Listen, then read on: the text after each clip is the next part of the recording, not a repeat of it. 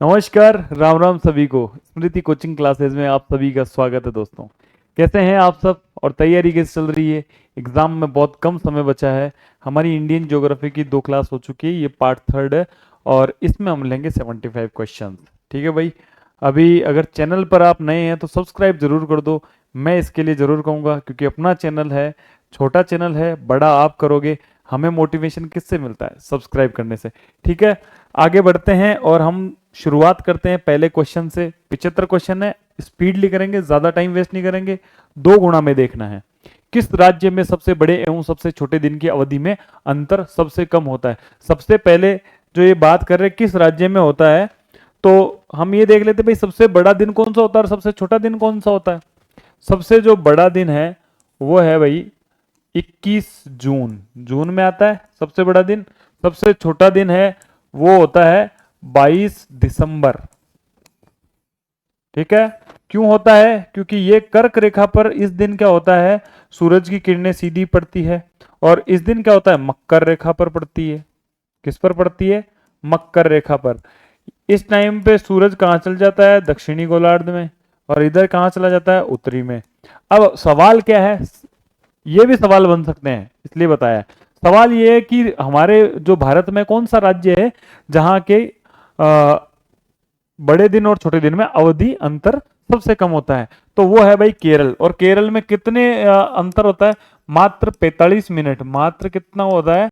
45 minute का अंतर होता है सबसे बड़े और सबसे छोटे दिन में। तो सबसे कम अंतर इसी में होता है। अगले सवाल की तरफ बढ़ते हैं। अगला सवाल है भारत का देशांतरीय विस्तार कितना है? भाई देशांतरीय विस्तार, ये अंतर पूछ रहा है। देशांतरीय विस्तार कितना है अपना? देशांतरीय विस्तार हमें पता है 68 डिग्री 7 मिनट से 97 डिग्री 25 मिनट, ये देशांतरीय विस्तार है। अब 97 डिग्री 25 में से 68 डिग्री 7 मिनट अगर हम घटाते हैं तो कितना आता है? लमसम इतना आएगा, 30 के आसपास आएगा भाई। 30 डिग्री के लगभग आएगा। ये लो भाई, सवाल सही हो गया हमारा solve. Option D is the right answer. अगले सवाल की तरफ बढ़ते हैं। भारत एवं चीन के बीच में जो सीमा निर्धारित करने वाले जो मेक मोहन रेखा है, निम्नलिखित में से किस प्रदेश की उत्तर सीमा पर खींची गई है? भाई भारत की, हमें पता है भारत और जो चाइना है उनकी जो रेखा है बीच में, वो कितनी है भाई? वो है मैक मोहन रेखा उसको कहते हैं क्योंकि हेनरी मैक मोहन ने वो रेखा प्रतिपादित की थी। और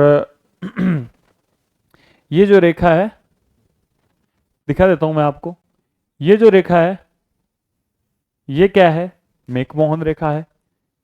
अब ये कौन सा ऐसा प्रदेश है, उस प्रदेश के भौगोलिक क्षेत्र के पूरे के पूरे उत्तर को कवर करती है या उत्तर में है? तो ये देखो आपको दिख रहा है यहां पर अरुणाचल प्रदेश। अरुणाचल जो प्रदेश है इसके पूरे उत्तर में है। देखो ये उत्तरी हिस्सा है इसका, और इसके पूरे उत्तरी हिस्से पे क्या है?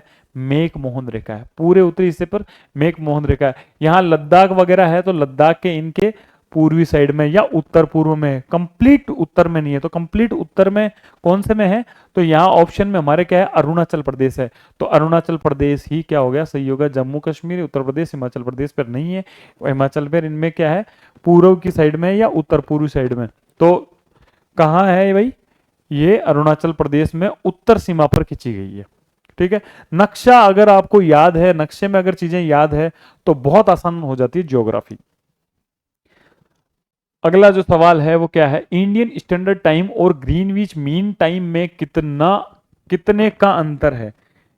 एक तो अपना इंडियन स्टैंडर्ड टाइम है ना, और ग्रीनविच जो टाइम है जो कि भूमध्य रेखा से लिया जाता है, यूटीसी जिसको बोलते हैं हम, यूनिवर्सल टाइम है ना, उससे हम कितने घंटे आगे हैं? तो उससे हम आगे हैं 5.5 घंटे। भाई ये 5.5 घंटे की कैलकुलेशन कैसे आती है? हमें पता है कि 82 साढ़े 82 डिग्री है ना, 82 डिग्री 3 मिनट, ये 30 मिनट, 82 डिग्री 30 मिनट। ये साढ़े जो 82 डिग्री है देशांतर है ना, 82 डिग्री, 82 डिग्री जो देशांतर है, ये कहाँ से गुजरता है? भारत के बीचों बीच से गुजरता है। कहाँ से? मिर्जापुर से। और इसी से हम क्या है? यूपी में है ये मिर्जापुर। इसी से हम भारत का टाइम देखते हैं। अब आपको पता है कि 1 डिग्री देशांतर को पार करने में सूरज को कितना समय लगता है? 4 मिनट लगता है। कितना लगता है भाई? 4 मिनट। ये 4 को अगर 82 डिग्री 5 मिनट इससे 82.5 डिग्री से गुणा करोगे, अगर 82.5 डिग्री से गुणा करोगे तो कितना आएगा? लगभग 330 आएगा। लगभग कितना आएगा? 330। और 330 सेकंड का, ये क्या है? सेकंड आएगी। क्या आएगी? सेकंड आएगी। तो 330 सेकंड का मतलब क्या होता है? 5 घंटे और 30 मिनट। कितना होता है? 5 घंटे और 30 मिनट। ये होता है 330। इसमें 60 का भाग दे लो, 5 घंटे और 30 मिनट आ जाएगा। ठीक है, तो 5 घंटे और 30 मिनट सही आंसर हो गया। ऐसे आंसर निकलता है। 10 डिग्री चैनल निम्नलिखित में से किन द्वीपों के मध्य स्थित है? अब भाई ये चैनल क्या है? ये क्या है? 8 डिग्री चैनल, 9 डिग्री चैनल और 10 डिग्री चैनल। ये इन द्वीपों के बीच में चैनल है। जो हमारे जो द्वीप है, अंडमान निकोबार, लक्षद्वीप, मिनिकॉय द्वीप, मालदीव, इनके बीच में ये चैनल है। याद करवा देता हूं आपको, जो 10 डिग्री चैनल है वो अंडमान और निकोबार के बीच में। 10 डिग्री चैनल कहाँ है? अंडमान और निकोबार के बीच में है। ये अंडमान है। अंडमान में भी ये नॉर्थ अंडमान है, मिडिल अंडमान है और लोअर अंडमान है, और ये लिटिल अंडमान है। निकोबार में भी कार निकोबार होता है ना, लास्ट में लिटिल निकोबार बीच में होता है, फिर एक ग्रेट निकोबार आता है। तो ये जो चैनल है बीच में, ये जो चैनल है इसको बोलते हैं 10 डिग्री चैनल। किसको? इसको 10 डिग्री चैनल बोलते हैं। किस किस के बीच में? अंडमान और निकोबार। ऑप्शन अगर घुमा के दे दे तो वो ये दे सकता है कि लिटिल अंडमान और कार निकोबार। लिटिल अंडमान और कार निकोबार। तो लिटिल अंडमान और कार निकोबार के बीच भी बोल सकते हैं और अंडमान और निकोबार के बीच में बोल सकते हैं। नानकोरी द्वीप और ग्रेट निकोबार नहीं भाई। पोर्ट ब्लेयर और लिटिल अंडमान नहीं भाई। पोर्ट ब्लेयर और लिटिल अंडमान में नहीं है। लिटिल अंडमान और कार निकोबार ये सही ऑप्शन है। अभी मैंने बताया इसमें लिटिल अंडमान, ये देखो ये लिटिल अंडमान और ये कार निकोबार। पोर्ट ब्लेयर तो खुद अंडमान में ही है और इसके बीच में नहीं है। इसके बीच में जो है पोर्ट ब्लेयर और लिटिल अंडमान के बीच में, उसमें 11 डिग्री चैनल है। कौन सा है? 11 डिग्री। कौन सा है भाई? तो मैं आपको बता दूंगा 8 डिग्री, 9 डिग्री, 10 डिग्री, 11 डिग्री। देखो 10 डिग्री और 11 डिग्री तो किधर है? अंडमान वाले साइड में। और 8 डिग्री और 9 डिग्री किधर है? 8 डिग्री और 9 डिग्री है लक्षद्वीप वाली साइड में। ठीक है, तो ये जो अंडमान का अंडमान में, ये तो कहाँ है? लिटिल अंडमान और पोर्ट ब्लेयर के बीच में तो कौन सी है? 11 डिग्री। लिटिल अंडमान और कार निकोबार, निकोबार और अंडमान के बीच में 10 डिग्री चैनल। ये हो गया भाई हमारा। अगला सवाल है, निम्नलिखित में से कौन सा भारतीय राज्य म्यांमार के साथ अंतरराष्ट्रीय सीमा साझा नहीं करता है? ये देख लीजिए भाई पहले तो मैप के अंदर, ये म्यांमार है। 1643 किलोमीटर की जो सीमा है रेखा है, हम म्यांमार के साथ बनाते हैं। ये म्यांमार है, 1643 बनाते हैं। अरुणाचल प्रदेश, नागालैंड, मणिपुर और मिजोरम। अरुणाचल, नागालैंड, मणिपुर और मिजोरम, ये 4 राज्य क्या है? म्यांमार के साथ सीमा बनाते हैं। ऑप्शन क्या दे रखा है यहाँ पर? अरुणाचल, मिजोरम, त्रिपुरा और मणिपुर। ये त्रिपुरा है क्या भाई? त्रिपुरा नहीं है। त्रिपुरा की जगह क्या है? नागालैंड है। नागालैंड है। ये 4 राज्य हैं। कौन कौन से हैं? अरुणाचल, नागालैंड और मणिपुर और मिजोरम। तो त्रिपुरा यहाँ पर सही आंसर हो गया कि त्रिपुरा से सीमा नहीं बनती है। अगला सवाल देख लें, भारतीय मुख्य भूमि में सबसे लंबी तट रेखा कौन सी है? कौन सी? भारतीय मुख्य भूमि में सबसे लंबी तट रेखा है कितनी है? पहले तो बताओ कि भारत की जो भूमि है उसकी कुल कितनी सीमा होती है? कुल जो अपने भारत की सीमा है वो 15,200 किलोमीटर है। पिछली बार हमने सवाल किए थे।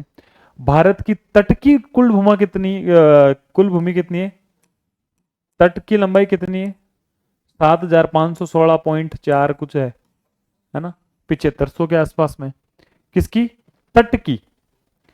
अब अगर अब मैं पूछ ले कि ओनली मुख्य भूमि के तटों की, इस तटीय रेखा में तो 7516 में तो ये जो ये लक्षद्वीप और ये अंडमान निकोबार है, इनके जो एरिया है वो भी आते हैं। तो कुल है लगभग 5400 के आसपास है। लगभग 5400 के आसपास है। एग्जैक्ट नंबर मैं आपको बता दूंगा भाई कितने, लगभग 5400 के आस में है। और यहां सवाल क्या पूछा है कि भारतीय मुख्य भूमि में सबसे लंबी तट रेखा किस राज्य की है? पश्चिम बंगाल, केरल, तमिलनाडु, गुजरात। तो यहां पर जो ऑप्शन है वो होगा गुजरात। क्या होगा भाई सही? गुजरात जो ऑप्शन है वो सही होगा, क्योंकि गुजरात की जो है लंबाई होती है 1214। कितनी होती है भाई? 1214 किलोमीटर होती है। तो सबसे ज्यादा गुजरात की लगती है 1214। टोटल मैंने बता दी 15,200, ये 7516 किसकी है? टोटल कोस्टल की, टोटल तट की है।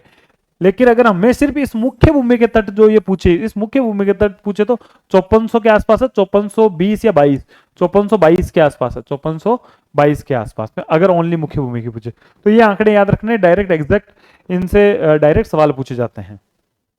अगला देखते हैं भाई, लद्दाख के रूप में भी जाना जाता है या लद्दाख को किस नाम से भी जाना जाता है? सीधी सी बात है, खापाचान, शापा खान, पाकाचान, सापाचान।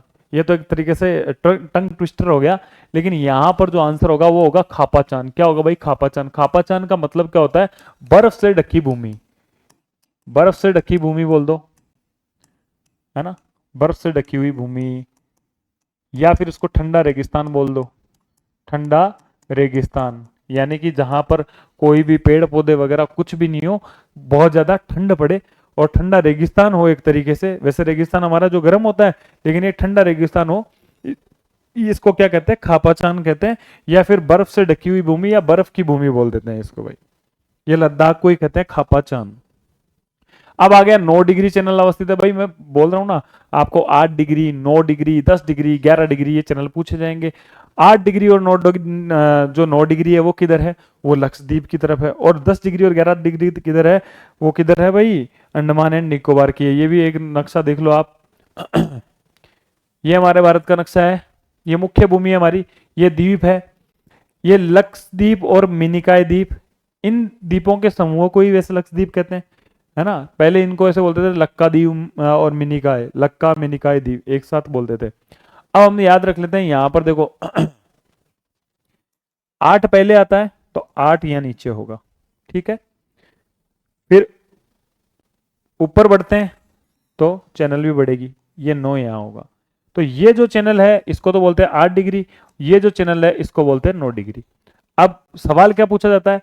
सवाल पूछा जाता है 8 डिग्री किसके बीच में? तो आप याद करोगे मालदीव और मिनिकॉय।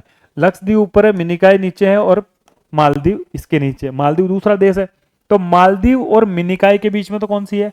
8 डिग्री है। ऐसे याद कर लो, MM8, MM8 यानी मिनिकॉय मालदीव 8 डिग्री, मिनिकॉय मालदीव 8 डिग्री। लक्षद्वीप और मिनिकॉय इन दोनों के बीच में कितनी है? इन दोनों के बीच में 9 डिग्री है।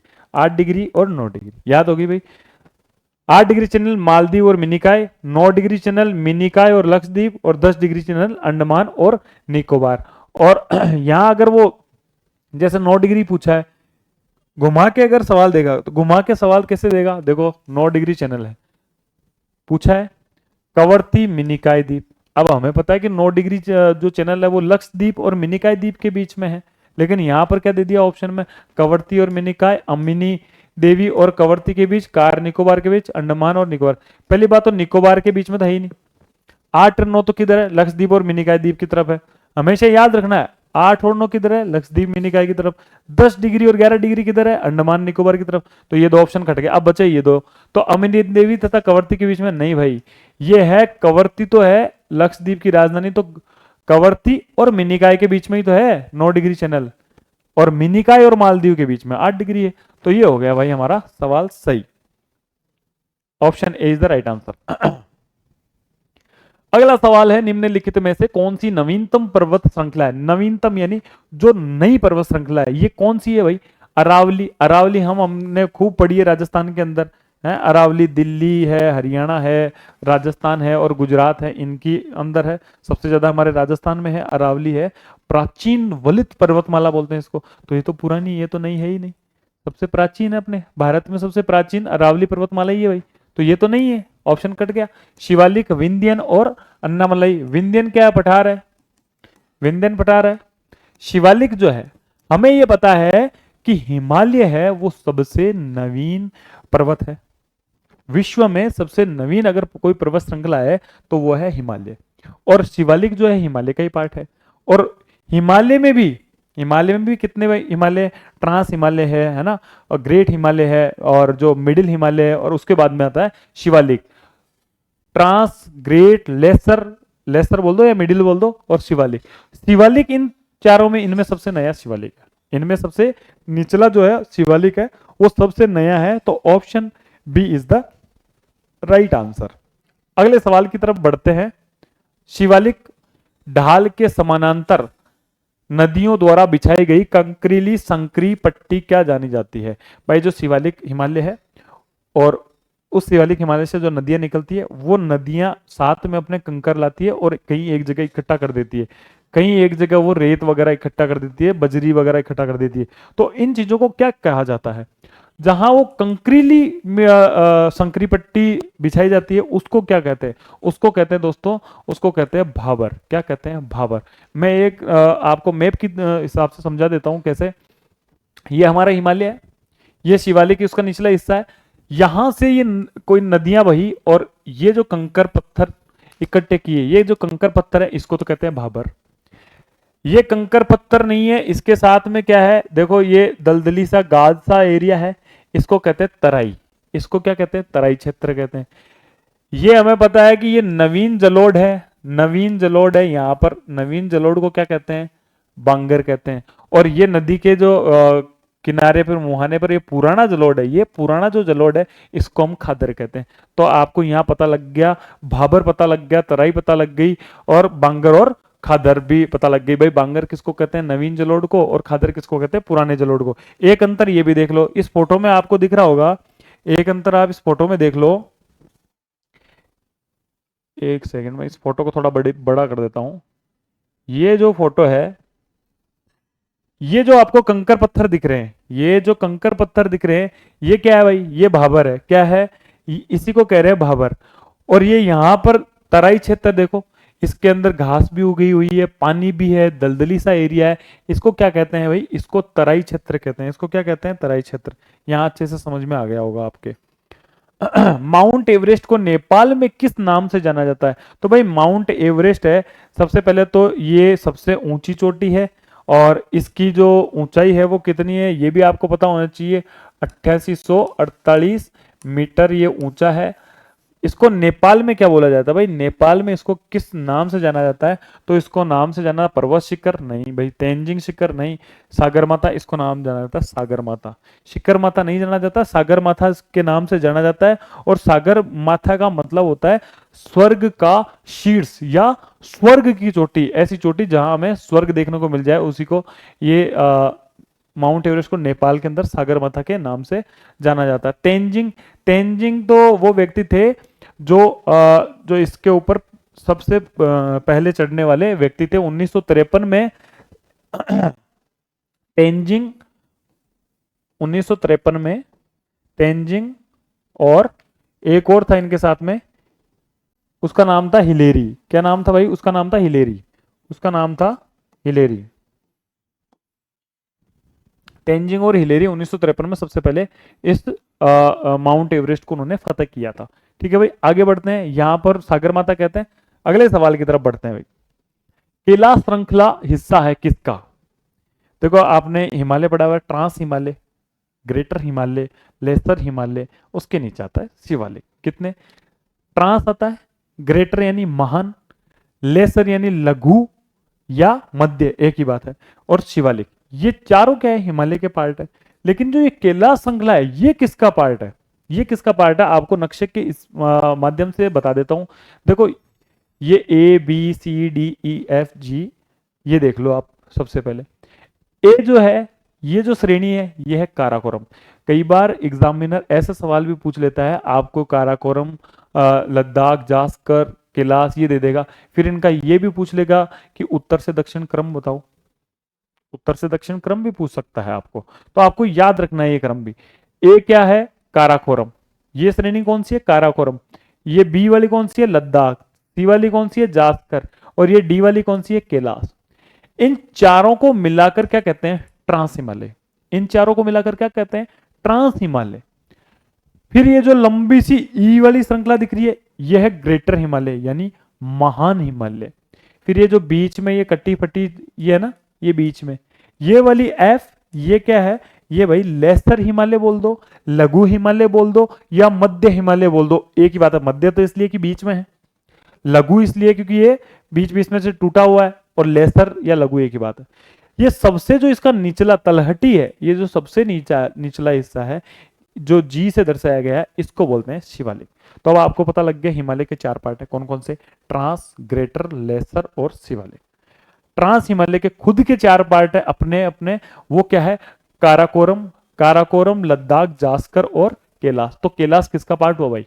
ऑटोमेटिकली कैलाश पार्ट हुआ किसका? ट्रांस हिमालय का। तो यहां पर जो कैलाश श्रृंखला है हिस्सा किसका है?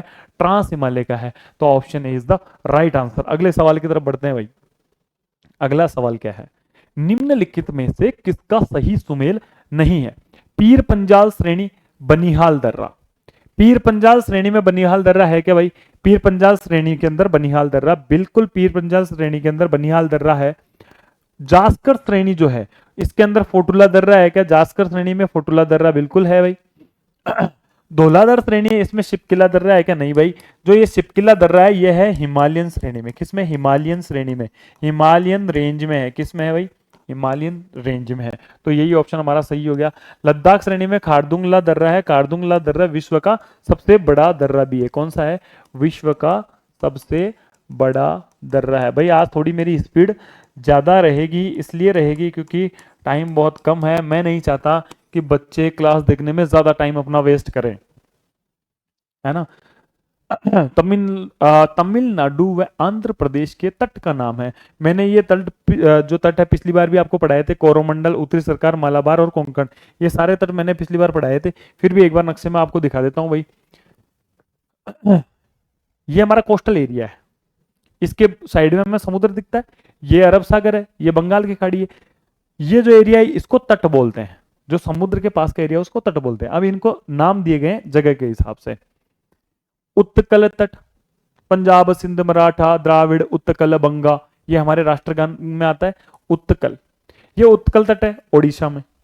ओडिशा का जो ये तट है इसको उत्कल तट कहते हैं। ये आंध्र प्रदेश का तटीय मैदान हो गया, है ना।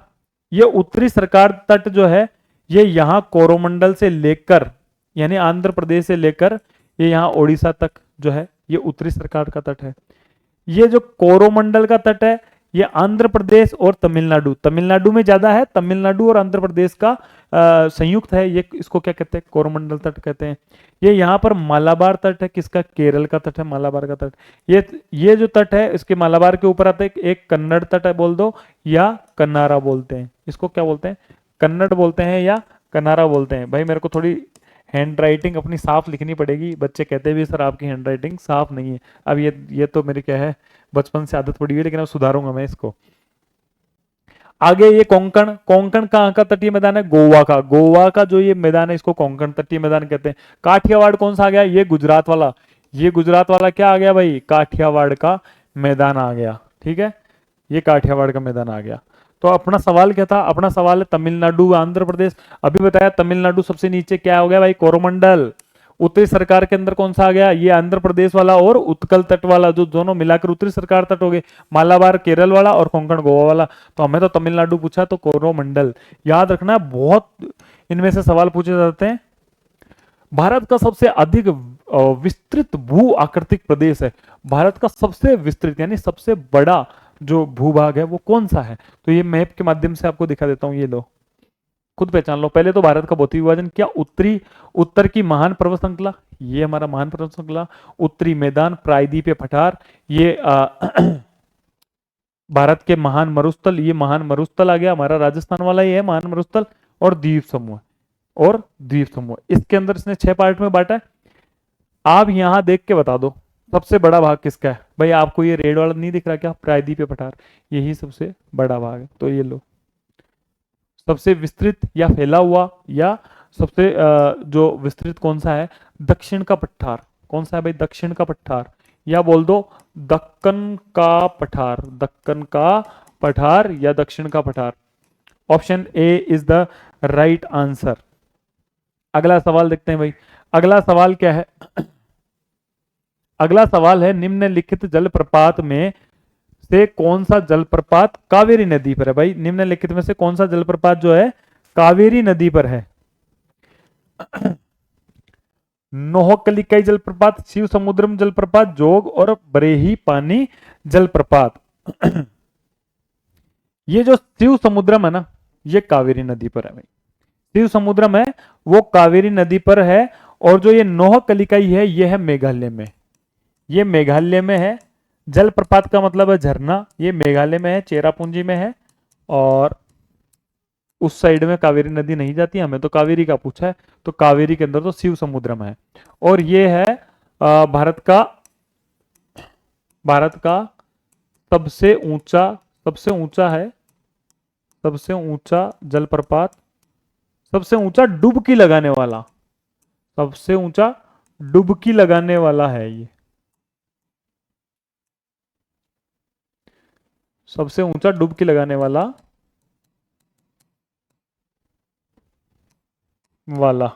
जलप्रपात है। शिव समुद्रम दूसरा सबसे बड़ा, कौन सा? दूसरा सबसे बड़ा। तो भाई पहला सबसे बड़ा कौन सा है? पहला सबसे बड़ा है कावेरी नदी पर ही है वो, और उसका नाम है कुंचिकल। तो हमें अगर ये पूछ ले कुंचिकल, और ये कुंचिकल और ये शिव समुद्रम दोनों है कहां पर? ये कर्नाटक में। शिव समुद्रम भी कर्नाटक में है, कावेरी नदी के ऊपर है, दोनों ही कावेरी नदी के ऊपर है, और कुंचिकल भी कावेरी नदी पर है। कुंचिकल भारत का सबसे बड़ा है, दूसरा सबसे बड़ा शिव समुद्रम है ना। और ये जोग जलप्रपात है, और ये बरेही पानी जलप्रपात है। जो बरेही पानी जलप्रपात है वो कहां पर है भाई? वो ओडिशा में है। कहां है? ओडिशा में है। उड़ीसा बोल दो, ओडिशा बोल दो। और ये कौन सी नदी पर है? ये है बुद्धबल गंगा। कौन सी? ओडिशा में है बुद्धबल गंगा नदी के किनारे है। ये यहां पर हमें कावेरी नदी के लिए पूछा था। कावेरी नदी के अंदर शिव समुद्रम है, और कावेरी नदी पे दूसरा कौन सा है? कुंचिकल। कुंचिकल कौन सा है? भारत का सबसे बड़ा, अगर आपको पूछ ले कि भारत का सबसे बड़ा जलप्रपात कौन सा है, तो आप बोलोगे कुंचिकल। अगर आपको पूछ ले भारत का दूसरा सबसे बड़ा कौन सा है, वो बोलोगे आप शिव समुद्रम। जो कुंचिकल जलप्रपात है वो कहां पर है? वो कर्नाटक में है, कावेरी नदी के ऊपर है। ठीक है, यहाँ कितने सवाल बन गए भाई इससे? निम्नलिखित में से कौन सी नदियां मध्य प्रदेश राज्य में से बहती है? कौन कौन सी है जो मध्य प्रदेश में बहती है? पहली नदी है बेतवा, शिवना, शिप्रा, चंबल। ठीक है, जो बेतवा नदी है, बेतवा नदी भाई मध्य प्रदेश में ही बहती है। कहां बहती है? बेतवा मध्य प्रदेश में बहती है, यमुना की सहायक नदी है। कहां की? यमुना की सहायक है ये नदी, यमुना की सहायक नदी है बेतवा। आपने बेतवा, केन, इन नदियों का नाम सुना होगा। और ये एमपी और प्लस यूपी दोनों में बहती है। शिवना जो है, शिवना है, ये महाराष्ट्र में बहती है। कहाँ? महाराष्ट्र में। महाराष्ट्र को मैं एमएस लिख दूं तो कोई दिक्कत नहीं है। महाराष्ट्र में। शिप्रा जो नदी है, शिप्रा एमपी की नदी है भाई, शिप्रा एमपी की नदी है भाई। शिप्रा कहाँ की नदी है? एमपी की नदी है। और शिप्रा जो नदी है, इसकी एक स्पेशल बात याद रख लेना, शिप्रा जो नदी है, इस नदी के किनारे क्या लगता है? कुंभ का मेला लगता है। कुंभ का मेला जो कि 12 साल में एक बार लगता है, ये कुंभ का मेला लगता है। और एक विशेषता क्या है यहाँ 12 जो ज्योतिर्लिंग है हमारे शिव जी के, 12 ज्योतिर्लिंग है, 12 ज्योतिर्लिंग है, उनमें से एक है, उसका नाम है महाकालेश्वर। महाकालेश्वर, ये महाकालेश्वर जो ज्योतिर्लिंग है, ये भी कहाँ है? शिप्रा नदी के किनारे है। चंबल, चंबल हमारे पता ही है, हम चंबल राजस्थान में बहती है, एमपी में बहती है। एमपी के जानापाव की पहाड़ी आपने पढ़ी है ना, मध्य प्रदेश के जानापाव की पहाड़ी से चंबल नदी निकलती है, तो ये तो आपने पढ़ी है। तो ए बी तो नहीं है, बी तो है महाराष्ट्र में, तो ए सी और D, A C D option A में ही है, तो ऑप्शन ए हमारा राइट आंसर हो गया। अगले सवाल की तरफ बढ़ते हैं। धुआंधार जलप्रपात, पहली बात बहुत धुआंधार है भाई जलप्रपात, ऐसा जलप्रपात जिसमें धुआं उठता हो वो धुआंधार हो गया। इसका ज्यादा बड़ा मतलब नहीं है, लेकिन आपको ये बता देता हूं जो ये धुआंधार जलप्रपात है, झरना है, ये है नर्मदा नदी के किनारे। कहाँ? नर्मदा नदी के किनारे। कहाँ पर है भाई? जगह कौन सी है? तो अगर जगह पूछ ले तो वो हो जाएगी हमारी नर्मदा नदी के ऊपर एमपी में, नर्मदा नदी पे एमपी में। एमपी में भी कहां पर? जबलपुर में। कहां पर है भाई? जबलपुर में है। अब किस लिए जाना जाता है ये अपनी खूबसूरती के लिए जाना जाता है। किसके लिए जाना जाता है? अपनी खूबसूरती के लिए जाना जाता है। धुआं इसको क्यों कहते हैं? ये देखो, ये वाइट वाइट दिखता है ना, जब ये बहुत ज्यादा टकरा के बहुत जमीन पे गिरता है और ये बूंदें इसे वापस उड़ती हुई दिखाई देती है, तो एकदम वाइट धुआं जैसा माहौल हो जाता है, इसलिए इसको बोल देते हैं धुआंधार। इसका नाम है। बहुत ही खूबसूरत प्यारा सा ये झरना है ना। आगे, निम्नलिखित में से कौन सी नदी बंगाल की खाड़ी में प्रवाहित नहीं होती है? भाई कृष्णा, गोदावरी, महानदी और साबरमती। इन चारों के अंदर ये जो तीनों नदियां हैं ये तो भाई बंगाल की खाड़ी में गिरती है। आपको पता है ये सुंदरवन डेल्टा भी बनाती है ना, तो और डेल्टा ही बनाती है। कृष्णा नदी, गोदावरी नदी सभी डेल्टा बनाती है। साबरमती जो नदी है, साबरमती नदी जो है यह आपको पता है गुजरात में और उसमें बहती है। तो ये अरब सागर में गिरने वाली नदी है। कौन सी? अरब सागर में गिरने वाली है, ना कि बंगाल की खाड़ी में। आपको एक नक्शे से बताता हूँ, ऑप्शन डी ये राइट आंसर है। ब्रह्मपुत्र, दामोदर, स्वर्णरेखा, वैतरणी, ब्रह्मणी, महानदी, गोदावरी, कृष्णा। कौन सी? महानदी, गोदावरी, कृष्णा, ये तीनों उस ऑप्शन में। ये कावेरी और वैगई, पेन्नार, ये सारी जो नदियां हैं ये इधर हमारे बंगाल की खाड़ी में गिरती है। हमें साबरमती यहाँ कहीं नहीं दिख रही है। साबरमती इसका मतलब कहाँ है? अरब सागर में गिराती है अपना जल। साबरमती हो गई, नर्मदा हो गई, ताप्ती हो गई, ये सब किधर गिराती है? ये गिराती है भाई अरब सागर में। निम्न में से कौन सी नदी मुहाना यानी एस्चुअरी इंग्लिश में मुहाना बनाती है? देखो मुहाना क्या होता है और क्या बोलते हैं डेल्टा क्या होता है। डेल्टा और मुहाना में ये फर्क होता है। नदी का जो मुहाना होता है ना, मुहाने के ऊपर गाद और गाद नहीं होती है ना, डेल्टा क्षेत्र नहीं होता है, वो एकदम खुला होता है, किनारा होता है, खुला होता है, उसको कहते हैं मुहाना। और जहां डेल्टा होता है वो अलग चीज। अब डेल्टा और मुहाना में आपको अंतर बता देता हूँ, ठीक है। ये तो क्या है? ये डेल्टा है, पूरी नदी है एक साथ नहीं खुली है। ये यहां पर छोटे छोटे से टापू से दिख रहे हैं, मैदान से दिख रहे हैं घास के, है ना। तो ये क्या है? ये तो डेल्टा है। ये क्या है? डेल्टा है। ये मुहाना है। ये नदी यहां पूरी हुई है एकदम, देखो यहाँ समुद्र में मिल रही है ना। जब नदी समुद्र में मिलती है, एक्चुअल में क्या होता है, जब नदी बंगाल की खाड़ी या फिर अरब सागर में जब मिलती है, तो मिलते वक्त अगर उसमें इस तरह की संरचनाएं आती है तो वो होता है डेल्टा। और मिलते वक्त अगर इस तरीके से चीजें होती वो होता है मुहाना। तो कौन सी नदी मुहाना बनाती है और कौन सी नदी डेल्टा बनाती है? एक अंतर और दिखा देता हूं आपको, ये देखो, थोड़ा बड़ा कर देता हूं इसको।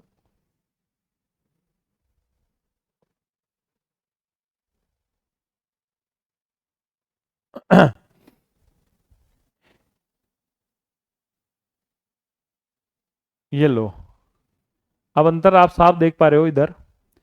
ये जो है ये डेल्टा क्षेत्र है। ये क्या है? डेल्टा क्षेत्र है। ये देखो यहां पर ये थोड़ी सी जमीन सी दिख रही है, ये डेल्टा क्षेत्र है। ये क्या है? ये डेल्टा क्षेत्र है। बीच बीच में यहाँ ये नदी मिलती हुई दिखाई दे रही है समुद्र में, तो ये है डेल्टा क्षेत्र। ये है डेल्टा क्षेत्र। सुंदरबन जो डेल्टा है हमारे विश्व का सबसे बड़ा डेल्टा है ना। और ये जो है आप देख रहे हो एकदम खुली नदी आई, नदी डायरेक्ट कहाँ समुद्र में मिल गई, कोई डेल्टा क्षेत्र नहीं बना रही है, कोई डेल्टा क्षेत्र नहीं बना रही है, तो इसको बोल देते हैं एस्चुअरी या मुहाना। एस्चुअरी या मुहाना, ये नदी डेल्टा। अंतर समझ में आ गया? फोटो में देख के बहुत अच्छा समझ में आता है ना। यहाँ हमें पूछा क्या है कि निम्न में से कौन सी नदी मुहाना बनाती है?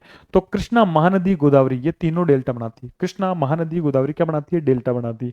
नर्मदा क्या बनाती है? कुछ नर्मदा बनाती है मुहाना। क्या बनाती है? मुहाना। नर्मदा किधर गिरती है? अरब सागर की तरफ। ये किधर गिरती है भाई? ये गिरती है बंगाल की खाड़ी की तरफ। और बंगाल की खाड़ी की तरफ ही पश्चिम बंगाल में को क्या है? सुंदरबन जो डेल्टा है विश्व का सबसे बड़ा डेल्टा क्षेत्र है। वो भी आगे सवाल में आ जाएगा। कुमाऊं हिमालय नदियों के बीच में है। ये तो पिछली बार भी बताया था कि पंजाब हिमालय, कुमाऊं हिमालय, असम हिमालय, है ना। चार प्रकार का हमारा हिमालय, ये देख लीजिए। ये पंजाब हिमालय सिंधु और सतलज के बीच में, कुमाऊं है सतलज और काली के बीच में। कुमाऊं की हमें पूछा, कुमाऊं तो सतलज और काली के बीच में। नेपाल है काली तीस्ता के बीच में, और तीस्ता और ब्रह्मपुत्र के बीच में असम। ये चार प्रकार के हिमालय, चारों से सवाल पूछा जा सकता है। इजी सवाल है, बहुत ज्यादा इजी है, कोई बड़ी भारी बात नहीं है। मैप से आप आराम से कर सकते हो। तो कुमाऊं पूछा है हमें, तो कुमाऊं सतलज और काली, सतलज और काली, सतलज और काली के बीच में कुमाऊं हिमालय। अगला सवाल देख लेते हैं। तीस्ता नदी का उद्गम किस राज्य में? भाई तीस्ता जो नदी है उसका उद्गम स्थल कौन सा है? तो यह है सिक्किम में। कहाँ है भाई? सिक्किम में। और सिक्किम में भी कहाँ है? सिक्किम में है एक पोहूनरी पर्वत है। क्या है? पोहूनरी पर्वत। और इस पोहूनरी पर्वत में भी है खंगात्से, नाम है इसका खंगात्से ग्लेशियर। इस ग्लेशियर से ये नदी निकलती है, इस खंगात्से ग्लेशियर से जो है तीस्ता नदी निकलती है। कहां से? सिक्किम में निकलती है। और कौन से ग्लेशियर से निकलती है? खंगात्से ग्लेशियर से। ठीक है भाई, अगले सवाल की तरफ बढ़ते हैं। तो ऑप्शन सी सही हो गया, ऑप्शन सी राइट आंसर हो गया। सतलज नदी के किनारे पर कौन सा शहर स्थित नहीं है? भाई सतलज जो नदी है, चंडीगढ़, फिरोजपुर, लुधियाना, नैन देवी। फिरोजपुर तो आपने पढ़ा होगा, फिरोजपुर हेडवर्क्स पढ़ा होगा। जब भाखड़ा नागल बांध होता है वो सतलज नदी के ऊपर ही बनाया हो गया है। तो जो चंडीगढ़ है ना, ये चंडीगढ़ नहीं है भाई, ये चंडीगढ़ नहीं है। चंडीगढ़ जो है सतलज नदी के किनारे पर नहीं है, जबकि फिरोजपुर हो गया, लुधियाना हो गया, नैन देवी, तीनों है। तो option A he right answer हो गया। फैक्चुअल सवाल है भाई।